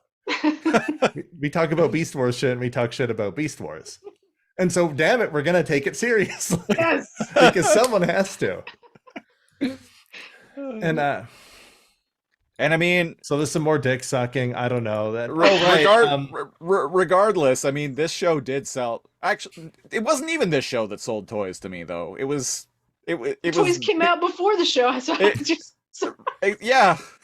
And it was a show that came out 26 years ago that sold me toys in 2021. Yeah. And this nostalgia is going to sell those toys again. Damn it. Yeah. Damn it. Because they look good. Like you said, they do. The models look good. They do. And indeed, I would even say that Siege and Earthrise are like really good. They have their ups and downs, but yeah. They have their ups and downs. Yeah. But like this is a lot of like gobbledygook, and like I can remember what happens in Siege and Earthrise, like beat for beat. Like this happens, and then this happens, and then the Kingdom. I don't know. Like they fight. The Ark is a robot. It ends with a big ass cliffhanger involving Unicron that'll never be resolved. Yep. I see. I didn't even remember that. I So back to the episode. doesn't like Teletran like punch Unicron. I don't know. It's so back to the episode. We have the scene where the hallway scene, right? we have the scene where that I mentioned earlier, where Beast Megatron and G1 Megatron are talking, and Beast Megatron is like, "I did all of this for you, my lord, for you. Here, take this golden disc. Yes." And G1 Megatron is like, "All right, all of you, leave us." And Starscream's like, "What?" And he's like, "I said, get the fuck out." But I'm your I'm your number one. Please, Lord Megatron. And he's like, and as my number one, you will leave. I order you to take a number 2. I order you to take a number 2. And then whiny Megatron is like, that means you, Dinobot. And he's like, okay. So Starscream and Dinobot leave, and they're in the hallway, and Starscream's like, I suppose you're from the future too. and I'm And like, he's like, well, actually, it's my present. But yeah, sure. Surely you've heard the legends of Air Commander Starscream of the Decepticon battle fleet. and I like how Dinobot just kind of like looks, and he's like, no, and walks away. No, I haven't. Like he doesn't say it insultingly. He just says it kind of because he thinks about it. He's like, no, No, nah, bro. nah, homie. He walks And away. Starscream, with the ego that he has, he's like, well, you will, bitch. And then we get introduced to Black Arachnia. I Who sees that Starscream has this like broken, like poor little ego, and she's all like, time to Let's take capitalize. advantage of And this. for once, a character is like they are from Beast Wars. Yeah. She would see that weak ego, and she would come in and go, actually, and like rub her spider paws together. because she met Starscream in an episode of Beast Wars. And they worked together. Written by Ian Weir, who we interviewed on this Friend of the show. podcast. Yeah, friend of the show. But we're on a different timeline. So did that happen on this timeline? Oh shit! So But Well, my point. But my Black point Arachnia was an archivist. She remember on Beast True. Wars, she knew a lot of things that the other people didn't. And we had joked that when she was a Maximal, she was a librarian. Yeah. Yeah. I love it. So my point is, to reinforce what you were saying, Cal, about how a character actually behaves like they do in Beast Wars. In Beast Wars, when she met Starscream, she did exactly this. She played to his ego to manipulate him. And her body language and how she's animated too is all the same too, like hand on like the hip and like kind of. And she's voiced by Gene Carr, who best performance in this entire show, in my opinion. Yeah. And the performance she gives to me seems it seems like she did the work, like she did the research. And this feels like not someone just as to what you're saying, not just someone reading lines. It feels like they either had watched the show or in the very least like had checked out the voice lines of Black Arachnia. Yeah. Because the inflection and the way they speak are very similar while being its own. That's good. And Candice, you had said if you take the visual components away and you listen to the show, Starscream is Starscream. Everybody could pick that up. Yeah. You could immediately pick up that this is Black Arachnia. Oh yeah. Yep. Yeah. I feel. Definitely. Yeah, I'm with you there on that one. So she plays to Starscream's ego, and she's like, actually, I have heard the legends of Air Commander Starscream. Starscream's like, oh, really? And they're Goody, goody, goody, legendary, goody. let me tell you. And he's like, ho, tell me more. And she's like, all in due time, honey. Yeah. He's like, well, what do you want? And she's all like, I want to survive. But certain people with certain egos make that hard. And Starscream's like, Megatron. He's always been too big for his britches. And the only thing worse than one Megatron is 2 Megatrons. It's almost like we're completing each other's Cycles? cycles? Oh, cycles. Sure, kid. So yeah, she's feeding that descent because and when she drops, I like this. When she drops and she transforms, again, none of them say terrorize or maximize. Guys, it's not trademarked. There is a line, I think it's in the next episode, where Justin Primal actually says Maximals maximize, and I think it's Bumblebee and Wheeljack are like looking at each other, and Bumblebee is like, does that mean transform? I actually dug that. I think that's in the next episode, but I actually dug that line. I'm probably, when I make a new theme intro for this podcast, which I'm going to be doing soon, I'm probably going to insert that line into it. So meanwhile, the Predacons are getting along great with the Decepticons, and meanwhile, the whole things with the Autobots and Maximals, they're still like bickering, seeing if they can like trust each other. Blah blah blah. Go on, show me your matrix of leadership. Where is it? And where is it? Where is she? And he's like, Prime's like, hold on. I'm gonna tell you where it is. Just a second. I got it here on me. Just a moment here. I'm gonna tell you where it is, and that's hold the your point. horses. Jimmy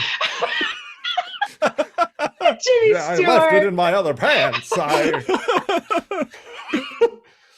This is like this whole like, to me, kind of like a lazy writing of a segue. Like, the Matrix isn't with him; it's with Megatron. And then DMX plays, and it's like, X, go give it to you. And like Decepticon, like Megatron walks out, and he's got that big ammo belt with the Matrix of Leadership on the front, and he's like, "Do you like my bling, Beast Megatron?" It's like Hulk Hogan. Yes, with sir. his Nom, nom, nom, nom. I like to imagine the Megatron like emerges with his like bullet belt matrix to like fucking like Ministry or something like that playing. You better than Ministry. DMX. There you go. Ministry or like Fear Factory or something. Just some like 90s industrial metal. Or Guns N' Roses. Yeah. Plays, yeah. That can be that could be like Pterosaur is like flying around, like being like fancying himself, like, you know, like Iron Man, like swooping in, like with AC/DC playing, but for Pterosaur, it's There like you Guns N' go, yeah. Roses. Back in black. And Pterosaur is like, "Ah, welcome to the jungle, baby." Welcome to the jungle. I'm so mad Pterosaur isn't in this show. Or actually, maybe I'm not mad, because who knows what they would have done with Could you him. imagine? I just want to see him like hopping around on like his two little like feet. Also Scorponok is in it, but like they're like a bunch of them and they're small. Drones, yeah, like Yeah, little drones. he has like mirage powers where he can like make multiples of himself, but the show doesn't explain it at all. I thought it was just they were like a minor bot. You know how like the Yeah. Decepticons have a whole bunch of guys that Refractor. look just like Infractor, right? Like just slight differences in it. I thought just like their like ground troop were a bunch of little Scorponoks. Which really sucks because Scorponok's important. Damn it. Candice, that cat Oh. behind you is adorable. Oh, is he behind me? Yeah. Yes. He's so quiet. I didn't even know he was there. He should have voiced Tigatron. Yeah, there you go. Voice Tigatron, Lanny. You're going to let that slip by, meow? Hey, if we do help them get the Allspark, what's in it for us? Except he doesn't sound like that. Oh yeah, so No. So Cal, Justin. Oh, I sorry. mean, Go ahead. we had one suck up already, so that's Megatron. We can't have Scorponok. You can't have a suck up to the suck up to the suck up. Come Well, on. this one would be different. This would be like the IDW comics one, where he's actually boss and he's actually a believer in like the Nice. Predacon cause. See, I was gonna say, Candice. He'd probably be that's smacking bas- Megatron around. Candice, what you just described is basically retail management. Oh, right. One person Yep. everyone is just sucking as a Up the ladder. sycophant to the next person up the ladder Yeah. from them. Scorponok. Yeah. Not at my current job, however. My man For the record. Scorponok does not make an appearance. No. So to get back to the show, Justin and the Maximals are in the Ark, and they're like Justin and the Maxibots. Justin and the Maxibots. They're like, all right, we have to huddle up. Okay, Yeah, huddle up. Yeah. Go away, stupid Autobots. We got to Get the huddle fuck up. out of here. You guys are like trucks or something? There aren't even roads here. Losers. And then Monkey, not truck, motherfucker. Woo! Monkai go through tree. Truck no go through jungle. Me smart, you dumb. Me swing from tree to tree. And they get Oh, yeah. together and Rat Trap's like, hey, wait a second. If we help them, won't we cease to exist? And Rhinox is like, well, Theoretically. if we're gonna go out anyway, might as well start passing cold ones around. That was the case anyway when we followed Mega Dump through this to this planet, right? So Good thing I brought this mini fridge with me, so here we go. Start tossing cold ones around. Here, the Autobots can have them too. Yeehaw. I've been saving my alcohol-free drafts just for them. And he throws a few of the and it's like Canada Dry, and he's like, yeah, that's my favorite. So they decide to help them, sort of. They decide to help them, sort of. But prior to that, the Maximals were like talking about like stealing Energon and parts from the Ark. Oh yeah, Yeah. because Bumblebee is finally the one to say something. He's like, hey, you talk about trusting us. What? Who the Like, fuck are you you guys? Who the fuck are like one? Who even are you? Nobody fucking cares about you. You're like on this planet nobody knows about. Two, like you're just coming in here and you're like taking like scrap parts and you're taking our Energon. Get there. Yeah. We don't need you. Get And? out of here. And they're like, Right. "Huh, trust me, this place doesn't even have any that much worth taking. As their like hands are full of parts and like Energon, and it's like, well, then drop it, losers. And they call it an antique, which I get from their perspective, it is. But at this point, the Ark is a fairly new ship still. Like, it's not old. But it's it was still just- millions of years old.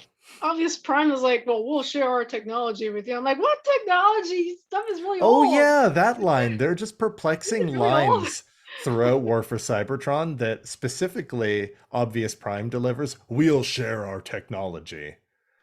Imagine somebody from like, like the Roman era coming and being like, like Ice Vice can share my aqueduct Deal. technology with you. And it's like, we have plumbing. Is this like aqueduct? Like, but a better aqueduct. Right? It's just like, Yeah, well, that's what I was good point. I thinking. didn't catch that. It's like, you're not going to help them with anything. And I they're mean, like, maybe some huh, things are fine. right. Like, you beasts can go do your own thing. And one Oh, of them I- is like, I- you say beasts like it's a bad thing. Oh, I see your damn it, my gaming PC is broken. Here, let me help you. Take my Apple II monochrome monitor and 5-inch floppy drive and repair your computer technology with it. And they're just Take like, this. No. thanks, I guess. Just take toss this it away. Atari 2600. Yeah, an And Xbox controller has a few more buttons on it than the joystick and single button on this. Here, take our Nintendo Entertainment System to repair your PlayStation 5. Yeah, that's a good point. That's only a difference of 30 years. Take it out to the yard and take a baseball bat to it, like on Office Space. poof, and just beat the shit out of Exactly. it. They Yeah, don't eat so- that stuff. One of the more interesting Maximals so far is Air Razor. And she's like, come in, big cat daddy. Come in, cat daddy. I'm being chased by some sort of other bird. He's got jets. Over. Hawk Two to Megatrons Tiger. Hawk to confirmed. Tiger. Great call signs, by the way. No one will ever on the enemy team will ever know who is talking to who. No one ever. Hawk to Tiger. Well, they Hawk won't to because Tiger. they all sound the same. Oh, Sorry. yeah. Hawk to Tiger. I think that's Sorry. Cheetor talking Burn. to Rhinox.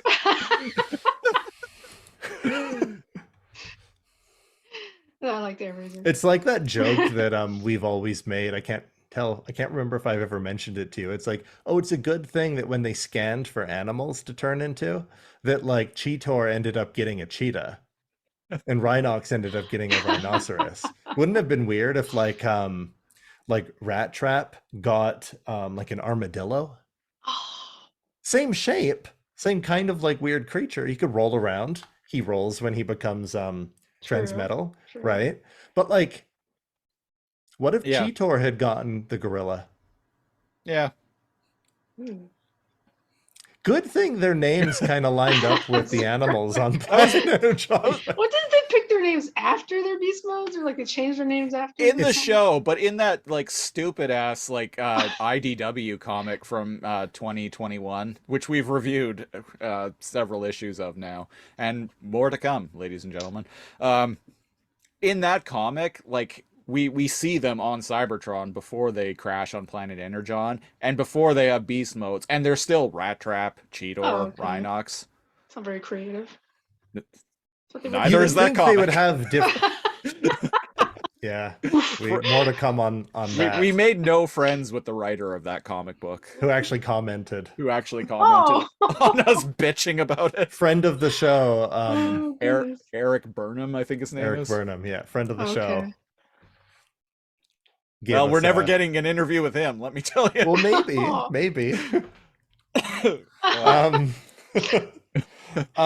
Yeah, their names are, and here's the thing: Megatron's name on the show, Beast Wars Megatron's name is Galavar, before Right. he takes on the namesake Megatron.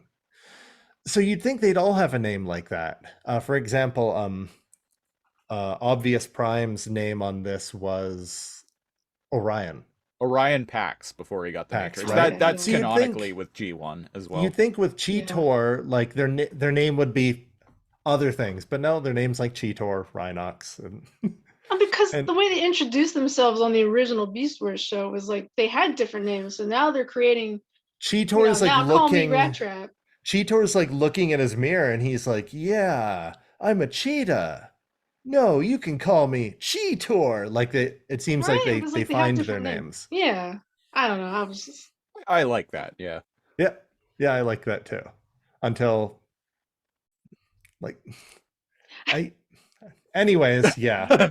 I just always thought it would be funny that they like landed and been like, "Hey, Cheetor, what kind of animal is that?"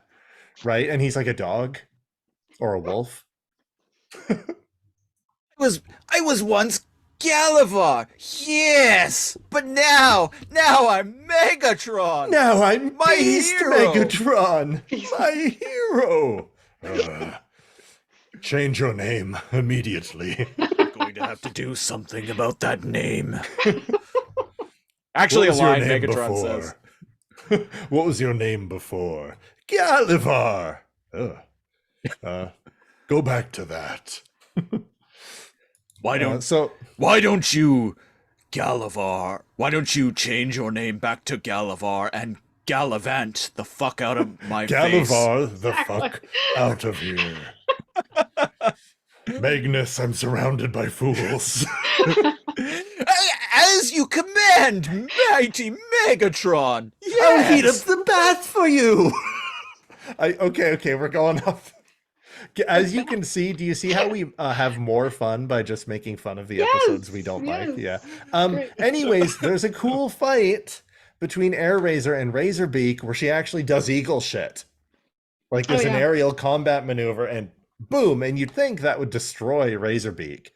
The laser Because beam. like, hey, golden eagles, biggest raptors on the planet. Well, biggest alive raptors on the planet.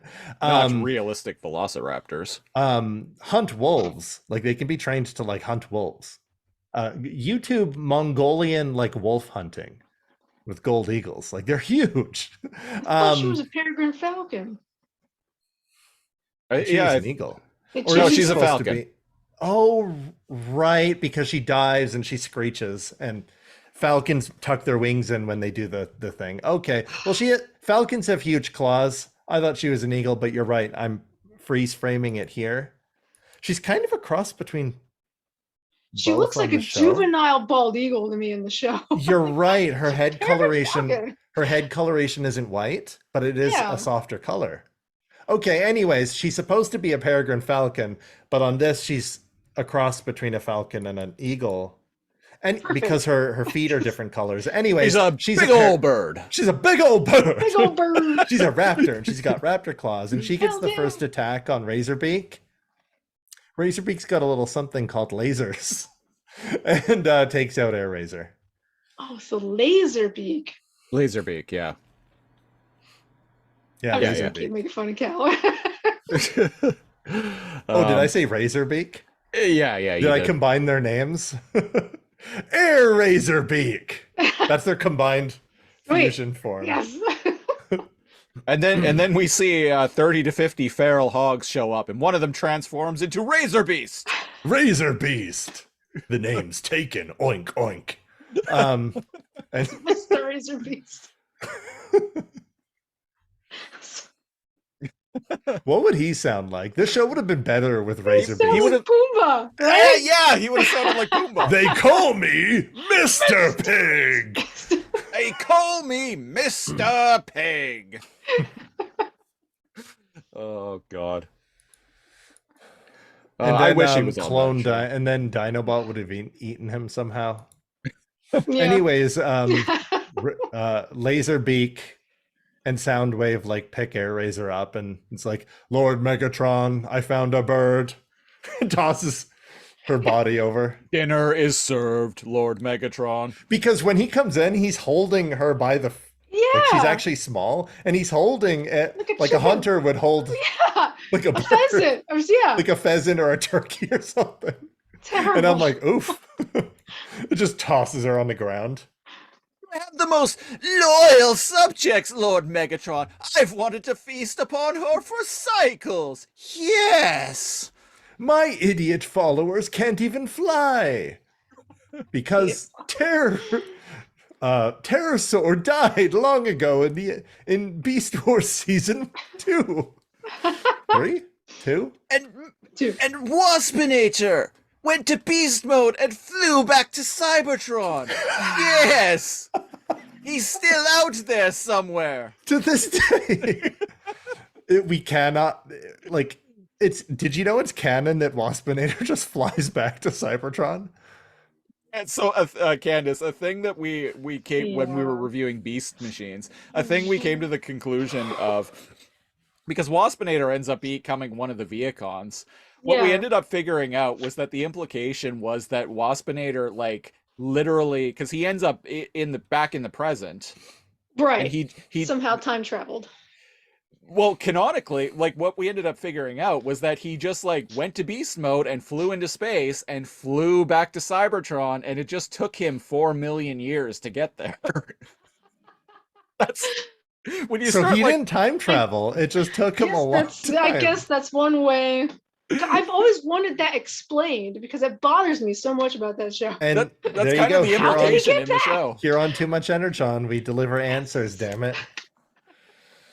Oh, Waspinator has a long journey ahead of him. I better bring snacks.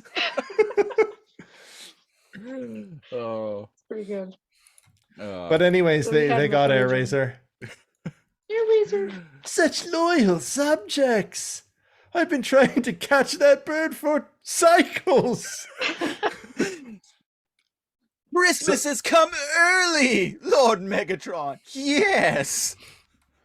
And again, I like what she looks like when she transforms into her robot mode. Yeah.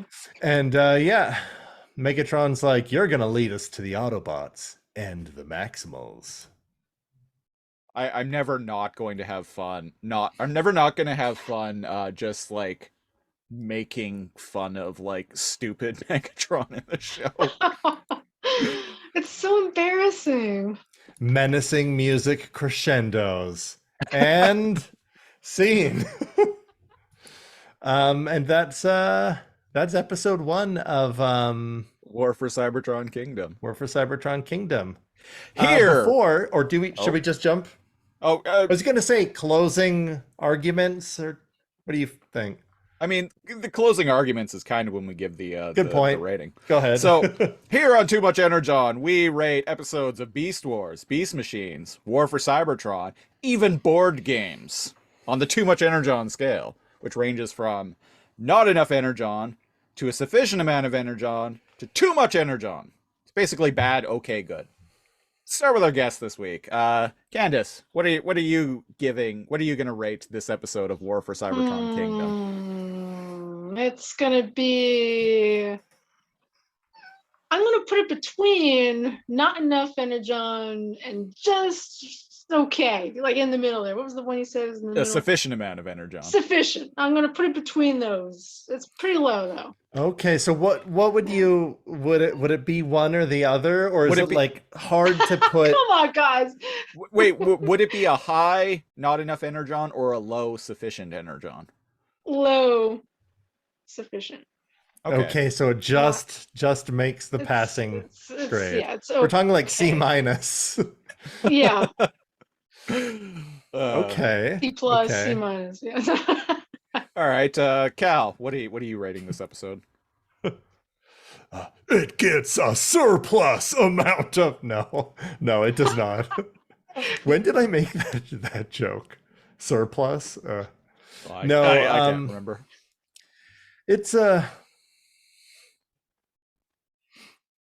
I'm trying to think of what the show brought to the table, but it did do anything like why would the Predacons not be the ones that fought, and why would the Maximals be the ones that fought?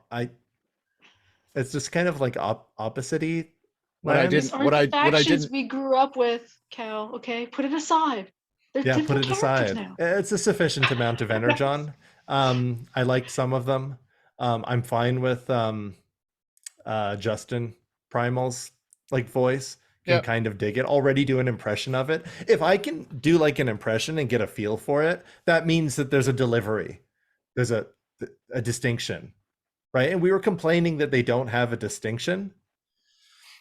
There is in the leaders of the Predacons and the Maximals. Even if one's whiny and the other one is like this. But yeah, it's a big ol' sufficient amount of Energon. So I didn't mention this when I was going over what the ratings are, but there's a fourth option Oh God. in the too much Energon scale. That's reserved for exceptional cases. Ooh. Am I gonna do Oh? it? Am I gonna do it? Are ya? We've Yeah, seen worse. No? I'm doing it. I'm giving this episode no Energon. No Energon. You disliked it more than both of us. I was actually pretty Really? kind to this show when I watched it last year, but I've rewatched it twice now in the past week, and I've said this about War for Cybertron in general. It's a show that very much does not pass the refrigerator test. Oh, yeah. Which I've explained it before, but the refrigerator test is basically when you walk away from watching something and you're like, huh, and you go to the fridge to like get a snack or a drink or something, and you start thinking about it, and it ceases making sense almost immediately. And the more you think about it, the more holes you find, or the less things make sense, or Yeah. Mhm. Why Okay. do the Maximals just attack the Autobots out of nowhere? that's always bugged me. Yep. I've- I know. Me too. Why is Beast Megatron, this like big, menacing, powerful creature, a whiny sycophant?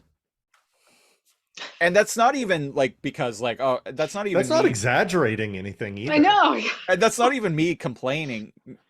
purely based on the fact that it's just not the way that Megatron has been depicted. Oh, in the that's past. not nostalgia. It's just like, why is the leader of the Predacons such a beta? A little Yes, bitch. such a little bitch. Yeah, such a simp. Like, no, it's bad. The introductions to all the characters is extraordinarily Shoddy. rushed. It's rushed. There we go. Yeah. Everything's rushed. Yeah. It's Give rushed. me a 30-second scene, like I had said, where Rhinox is hanging out with Wheeljack, doing repairs. Rat Trap is with Bumblebee. You know, I pair them off Yeah. to show. But instead, they just bicker all fucking episode and go, huddle up. Oh, prove it. Where is she? Oh, where's the dog? Where's the matrix of leadership, bitch? Huh? Where is it? Did you lose it? Huh? Did bullies take it? I got 2 swords. You only got 1. It's Yeah, and like nothing of consequence other than the characters meeting really happens in this episode. nothing happens. Yeah, nothing at all. And the things that's- that happens Boys. are the seeds. Toys happened. Yeah, fuck you, toys. Toys. Um, Good toys, as a matter of fact. I really like the toys. Black Arachnia scene with Starscream is a Great. saving grace. That is Yeah, a saving that's- grace. Air Razor getting captured and her lines and some of the saving grace. Nothing. That's What about did it. There's got to be more than that. Air Razor's little fight that's like 30 Revolves seconds. around the women. Black Arachnia, and actually, they're the more interesting. We'll get into that when we end up doing Kingdom, but actually, yes, Black Arachnia, those characters are more interesting. I've actually rewatched the first 3 episodes of this show, and I'm being very hard on this one. It does get better. It gets better. It gets better, A little bit. and then Before kind of, it gets and then, worse. and then kind of falls over again. But the standout of this show really is the dynamic between Black Arachnia, Starscream, and Dinobot. Like their whole bit, Yeah. and Dinobot and Air Razor. Oh, in the next 3, right? Yes, Yeah. yes. But this one, But we get none of that in this episode. we get Starscream and Black Arachnia, Well, some we Air get that, Razor, fighting Razor, Razorbeak, Air Razor Beast Beak,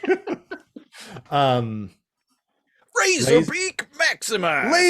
Laser Beast. There should be a Laser Beast. What would he look? What would they look like? Laser Beast. They'd They'd look like a dragon from that game that we like, Blood Dragon. Oh yeah. Yeah. There you go. They would transform Laser into a beast. blood dragon. Yeah. But is there anything else? Come on, let's help each other out. Is there what did any other saving graces? Then you know what? It kind of actually, if that's it kind of sounds like sufficient amount of Energon as being generous. And I am Yeah. normally we're not allowed to do that, but it gets not enough. Okay. It's not terrible. It's not like who are those stupid aliens from Beast Wars? The Vok. That's no Energon. That is like insulting. That's my lowest shit ever. This is not enough. This is not enough Energon. I'm changing mine. Because if I can only think of one 30-second scene, it's good. That's not good, guys. Okay, so I'll change mine to not enough because okay. because no Energon is when, like, I've only ever given that rating twice before. No Energon is when an episode is just completely irredeemable, and there are things about this episode that I like. I like how the characters look, and I like Mine shifted like down, Black- yours shifted up. I like Black Arachnia and Air Razor, and I like Dinobot and Starscream, and I like all of their dynamics. So I really not like the enough. scene between go ahead. between Starscream and Dinobot, and then Starscream and Black Arachnia. Oh, that's right. When he's like, perhaps you've heard of me. No. No. And again, saving grace, 10-second conversation where Dinobot just says no. So that means it's not good. And then 30-second conversation where Black Arachnia manipulates Starscream by playing to his So ego. yeah, it's not Yep. enough Energon. Not enough Energon. Well, that was episode 95 of Too Much Energon. Best way to support the show, go to patreon.com/lasercomb, LAZORCOMB. We're at the single $5 tier, which is known as the Gary tier.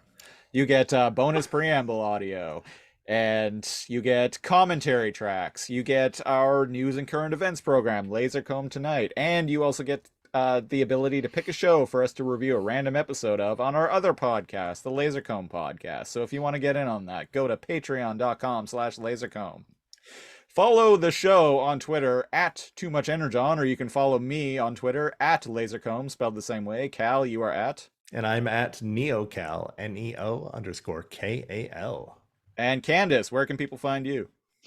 You can find me on Facebook, Stasis Lock Podcast. You can find me on Instagram, candice.santora. And Twitter, I'm on there somewhere, Candice Santora or something like that. All Oh right. yeah, anybody that's And fans of YouTube. the show And that's YouTube. not. YouTube. Yeah, Find our yeah. Primal Parodies, annual Christmas songs. That Gary and I put I've together. enjoyed those. Also, which the listeners obviously are, you like OG Beast Wars like art, or even like some of the Transformers, you have a lot of that on your Instagram, and Yes. some of the photography, like when they're in the snow. Oh, yeah. Oh, the I like that. masterpiece Tigatron. Thank Yeah, you. those are great photos. Yeah. Yeah, Thank you very but yeah. much. Oh, and the next time you talk to Mr. Chalk himself, let him know that Too Much Energon's our Patreon tier is named after him. 'Cause it's It's just literally Gary. named after him. It's named Gary. Totally tell you. But it's been great having Candice. Thank you for Oh, thank hopping you. on. Thank you for stomaching War for Oh, Cybertron yeah. Kingdom. I was hesitant. Upon review, it has actually been worse than I remember, and I remember it being pretty forgettable. Right? Yeah. Oh, Yeah. wait, we should go back Exactly. to episode 50 where we had because we recorded that the day that War for Cybertron Kingdom dropped, Right. and we had all watched like a different amount of I had watched like 2, I think. And I think watched all of it. you watched all of it. I And I had think watched Dan, all of it. I think our guest host, Dan from What the Famicom podcast, I think he had watched 4 of them. And we kind of gave our that was very much for episode 50 of Too Much Energon. It was very much just a hangout episode, but we also talked about Kingdom. First impressions and Right. And it'd be interesting to go back to listen to what our thoughts Yeah. about it, our initial impressions were over a year ago. Anyway, so as I said, that has been episode 95 of Too Much Energon. We won't be back next week because I'm moving again. So we're taking next week off. out of the Predacon base. Out of the Predacon base, and onto a mysterious flying island, perhaps. Perhaps. I don't know. Anyway, we'll be back in 2 weeks with episode 96 of Too Much Energon, where we're going to be talking about War for Cybertron Kingdom chapter 2. And until then, I've been one of your hosts, The Siege. And I'm NeoCal. And I was the guest today, Candice. Shout out to my friend Thomas who listens to you guys. Thank you. Thank you, Thomas. Thomas! Shout out to Thomas. Thanks for listening, man. And once again, thanks, Candice, for being on the show. Thank you for having me. And Appreciate your it. kitty. The true yes. Tigatron. Right there. The true in the star. fur himself. The true star of Kingdom. He doesn't have Tigatron's personality, I'll tell you that. Nobody That's does. Not much even more- Tigatron, apparently. Oh, he's much more of a rat trap. Yeah. And until next time. It is you! Maximize? Yes! Beast Maximize, Wars. unless you don't want to. Oh, Optional. Yeah, I guess. Transformation is optional, but you're gonna make the sounds of your ancestors when you do it. I don't know. Bye-bye. Bye. oh my god. Oh. It's not even Transformers.